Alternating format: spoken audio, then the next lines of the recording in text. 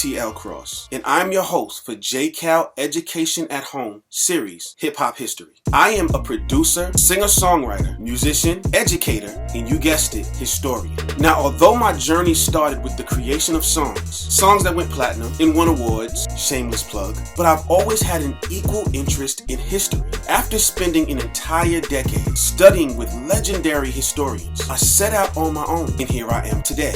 Gratefully. Today's lesson will showcase how hip-hop has always had a way of merging with other musical genres out of these same communities while creating masterpieces. Check out this amazing story, and I want you to watch how all the moving parts of community, family, and music can all come together, change the course of history. In this case, hip-hop history. Watch this. This episode will take you on a journey into one of hip-hop's hardest classic records, like ever. Let's connect the dots, shall we? Come with me to a place called the Valencia Theater on Jamaica Avenue by Southside Jamaica, Queens. Picture it, a jazz concert featuring Miles Davis with his sextet, including then Queens residents Cannonball Adderley and one John Coltrane, tenor sax. Now, staying in jazz mode, there was another saxophonist right up the parkway by the name of Bud Johnson, prolific. Now, near the Valencia Theater, where Miles was playing, there was a dance school up the block, and it was owned by the legendary wife of saxophonist Bud Johnson, Mrs. Bernice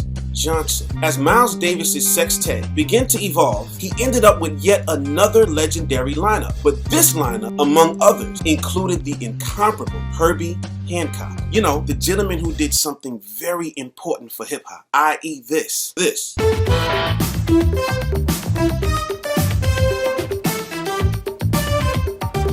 Now, right around this time, Bud and Bernice Johnson's daughter was in a singing group. This group had previously had a few smash hits, including this one. I made them on a Monday and my heart stood still. They do run, they do run. You might remember Notorious B.I.G. quoting that song. Here. 160, swiftly, wrecking my run, you crew run. Okay, so back to Southside Jamaica, Queens, where Bernice Johnson's dance school has become world renowned. Many people came out to that school, too many to name here, but one worth mentioning for the purpose of dot connecting was the legend himself, Ben Vereen. You remember him from many things. Some of them might remember him from this scene. So we're gonna have to put our trip on hold. You understand? Yeah, that's cool. Ben Vereen, remember him. Now, over in New Jersey, just across the bridge, Herbie Hancock was holding a string of very important studio sessions. For what project, you ask? Fat Albert Rotunda. Okay, well, Herbie was creating music for the debut special. Meanwhile, a beautiful thing was happening. He and his wife, Gigi, were expecting their first child. Overcome with the beauty of it all, Herbie creates an amazing composition, and he called it Jessica.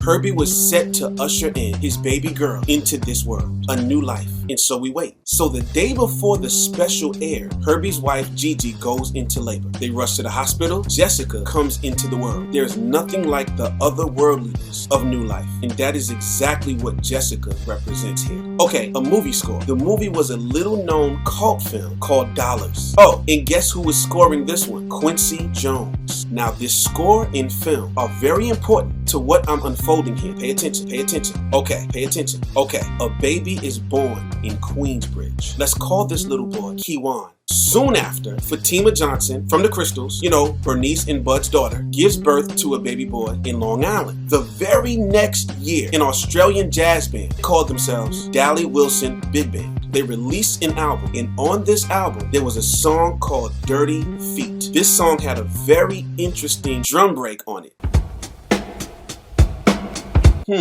Now, speaking of jazz, I'm sure you all know Olu Dara, aka the jazz musician, aka Nasir Jones' father, you know, Nas, icon. Well, a very, very young Nas had a classmate. That classmate, Kiwan, the kid that I said that was born in Queensbridge. Follow me? Good. Meanwhile, at this time, Ben Vereen is enjoying a major breakout role. Likes to bring them presents, and that takes a lot of money. And oh, who do you think was scoring that one? You guessed it, Quincy Jones. In fact, Quincy wins an Emmy for that masterpiece. Okay, a few years pass. Let me take you to a place called Peru. No, not that Peru. Peru, the building in Left Rack City. You heard about Left Rack. The brown king in boogie down.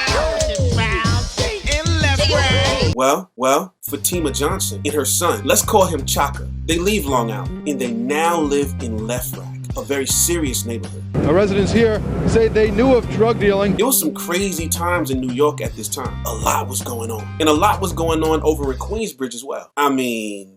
Make this here one jam that you do not start no fight. Well, my name is Roxanne. I don't say no. I just a cold rocker party and I do this show. I said I'm Me and Molly Mo, we're going one-on-one.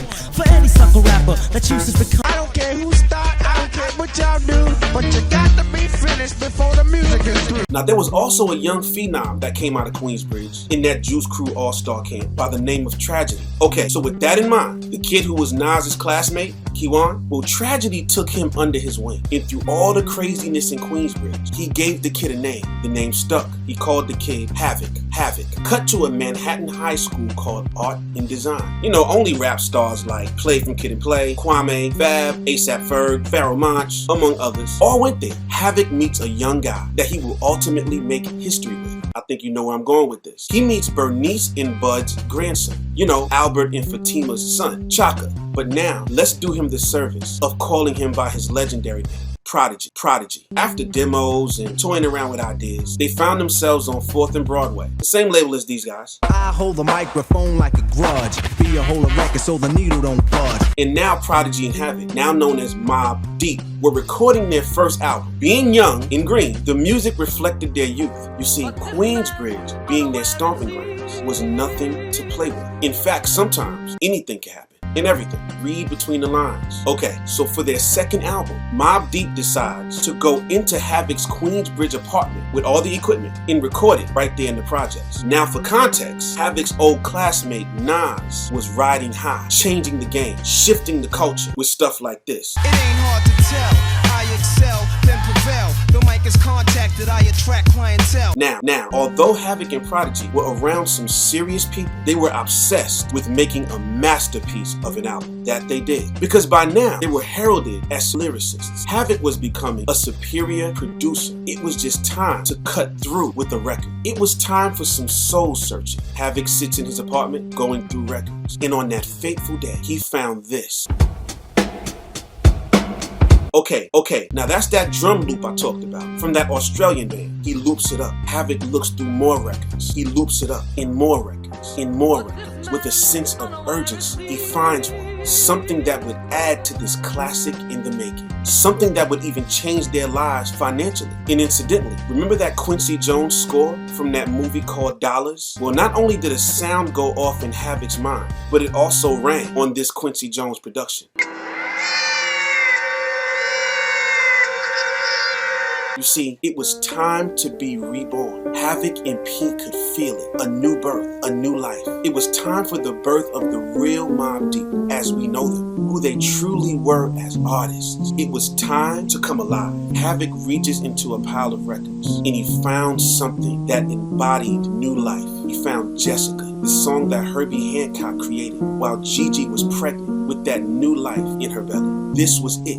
This was gonna be the one. This song was set to change the game. Prodigy reworked the hook, and then he comes with one of the most memorable verses in hip-hop history. I got you stuck off the realness. We be the infamous, you heard of us. Official Queensbridge murderers. This has been a story about redemption, culture, intellect, and genius. You see, as black youth showcase their brilliance, the entire world stops. And in my Queens vernacular Sunday shook, and ain't no such thing as halfway crooks. Scared to death and scared to look, they shook. Where do we go from here? Well, the names have already been mentioned. Pay attention. Until then, there you have it. Amazing. Thank you for checking us out for JCAL's Education at Home series, Hip Hop History. Now, in our next episode, we will discuss how one of hip hop's greatest duos shook up the planet with a single earth-shattering song. See you next time.